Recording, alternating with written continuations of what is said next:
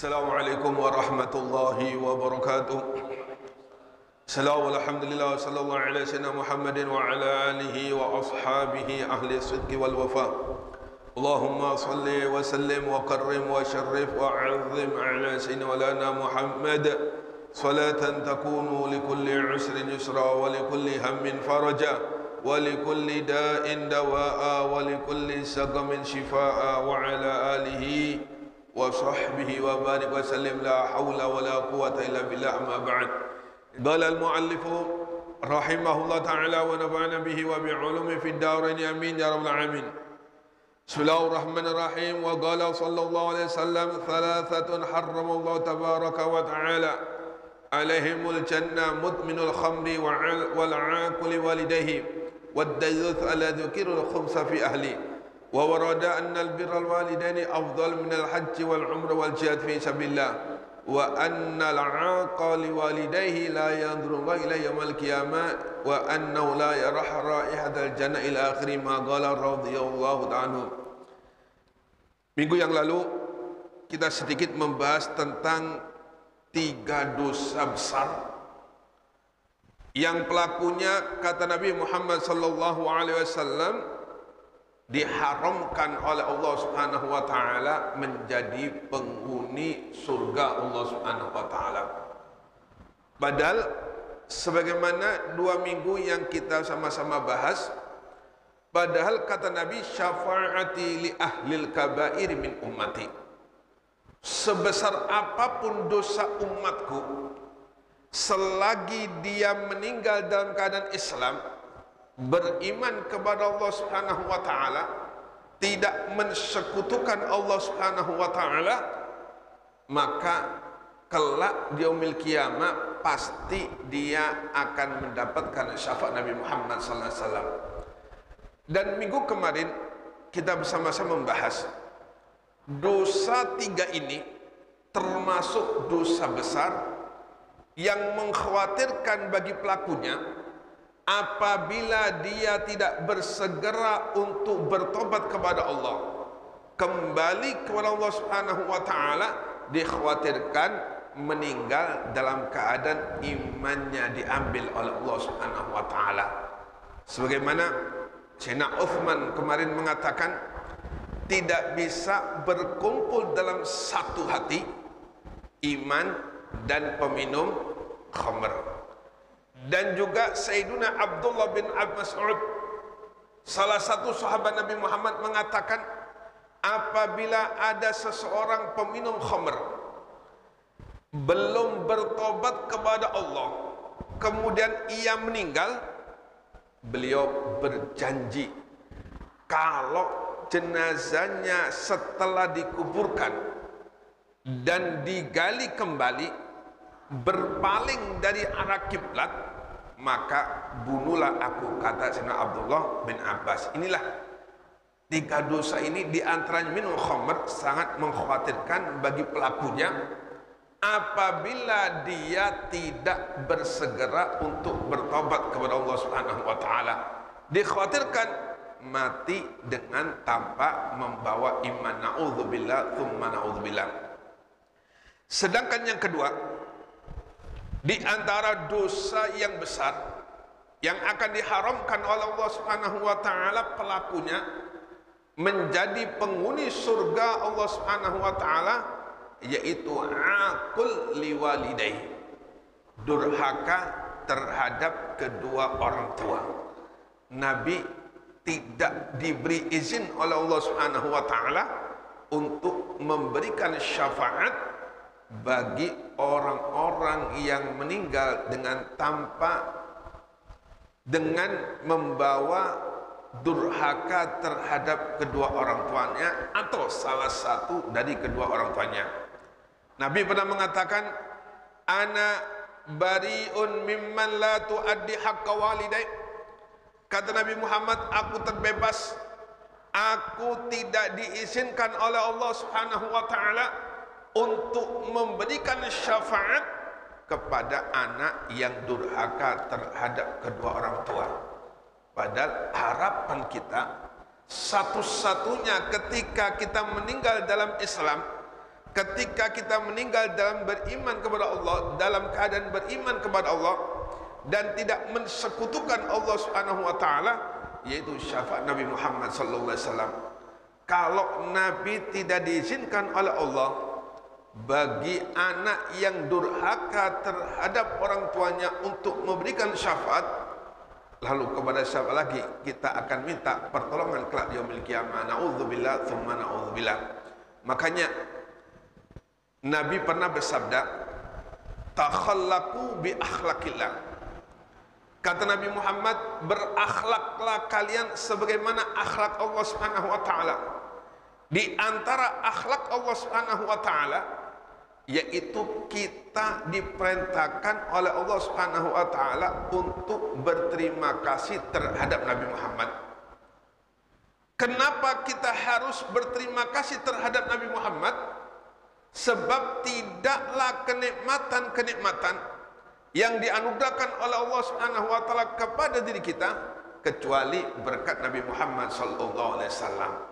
Sebagaimana kita diperintahkan untuk berterima kasih terhadap Nabi Muhammad atas jasa-jasanya Nabi Muhammad, kita pun diwajibkan oleh Allah Subhanahu wa taala untuk berterima kasih terhadap kedua orang tua kita atas jasa-jasanya kedua orang tua kita.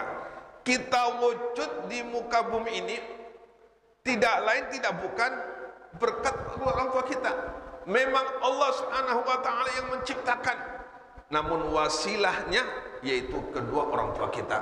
Maka bagaimana Allah Subhanahu wa taala menegaskan dalam Al-Qur'an, wa'budullaha wa la tusyriku bi syai'a wa bil walidaini ihsana.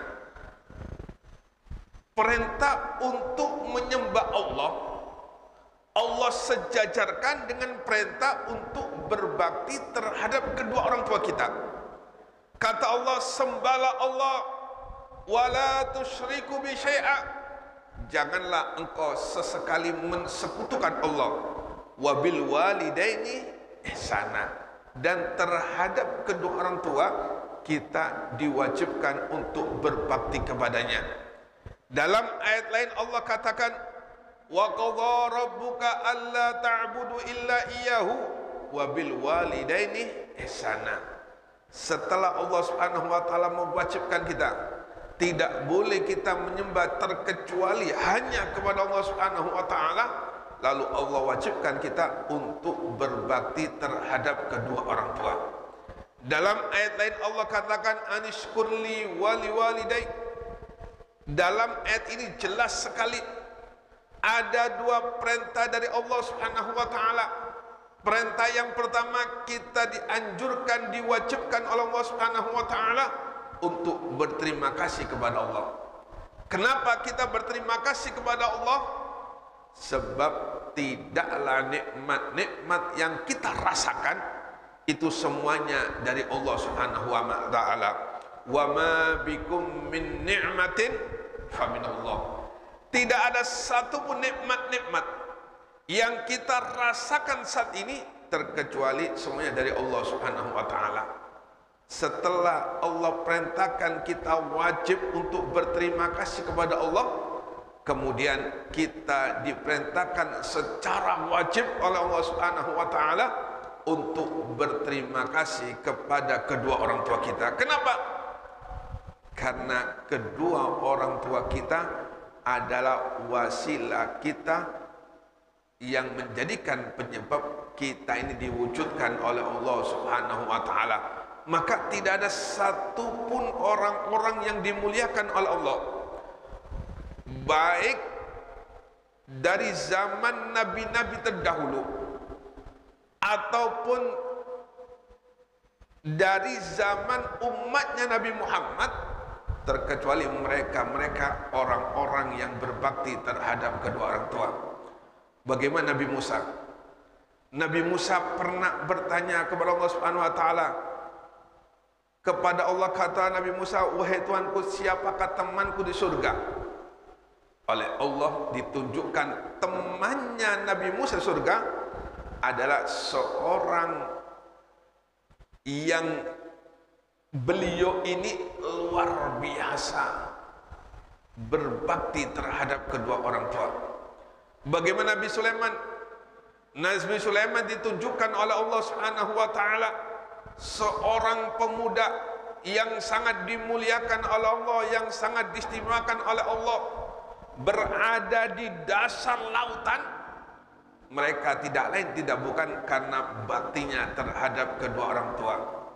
Bagaimana umat Nabi Muhammad, seorang Uwais Al-Qarani, beliau dimuliakan oleh Allah Subhanahu wa taala, diistimewakan oleh Allah Subhanahu wa taala, sampai Ar-Rasul sallallahu alaihi wasallam memerintahkan kepada sahabat Sayyidina Umar untuk meminta doa kepada Uwais Al-Qarani. Ini tidak lain tidak bukan karena baktinya terhadap kedua orang tua, namun sebaliknya, orang yang sangat sengsara, orang yang sangat menderita dunia dan akhirat adalah seorang anak yang durhaka terhadap kedua orang tuanya. Bagaimana mungkin tidak?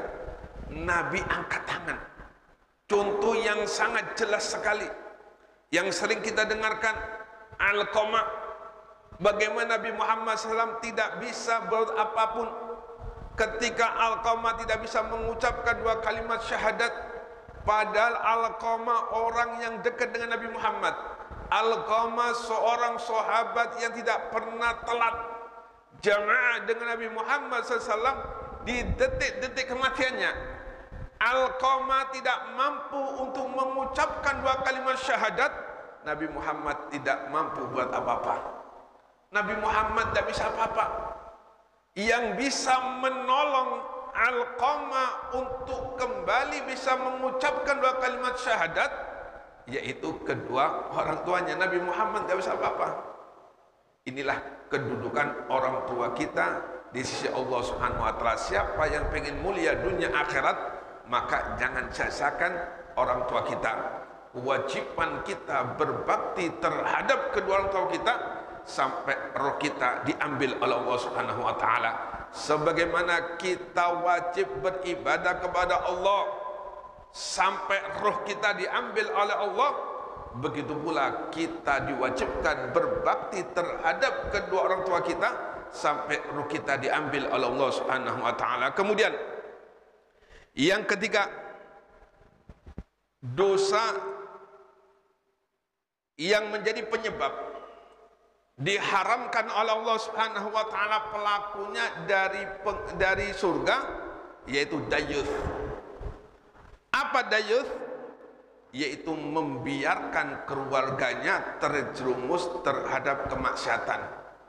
Anaknya berlaku yang mana perlakuannya ini dapat menjerumuskan kepada kemaksiatan, dibiarin. Kata Nabi, la yadkhulul jannah ad-dayuth. Tidak bakal masuk surga. Siapa? Ad-dayuth, yaitu membiarkan keluarganya berperilaku yang bisa menyebabkan perilakunya menjadi penghuni neraka Allah Subhanahu wa taala.